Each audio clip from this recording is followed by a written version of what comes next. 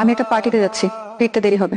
Hello sir, আমি পূর্ণতা। Thank you so much, আপনি আপনার সুন্দর পার্টিতে আমাকে ইনভাইট করেছেন। আপনার সাহেবকে দেখছি না। দেশের বাইরে গেছে আর কি। মাই ব্যাড লাগছে। আচ্ছা, আপনি একটু কথা বলেন, আমি আসছি। Excuse me. হ্যাঁ, হ্যাঁ শিওর। তুমি এখানে কি করছো? কেমন, এটা আমার পার্টি, এখানে প্লিজ আমাকে তো করো না এদের মাঝখানে। আর কি পরে এসেছো, মানে এই অবস্থায় এই ধরনের পার্টি? এটা দেখো আমার বিজনেসের জায়গা, প্লিজ তুমি এখন চলে যাও। আমার কি সৌভাগ্য। শান্ত সাহেব যে, প্লিজ আসুন। আপনি আসছেন, আমি সিরিয়াসলি বিশ্বাস করতে পারছি না। এক্সকিউজ মি এভরিওয়ান, উনি হচ্ছেন মিস্টার শাহরিয়ার শান্ত, একজন বিখ্যাত চিত্রশিল্পী।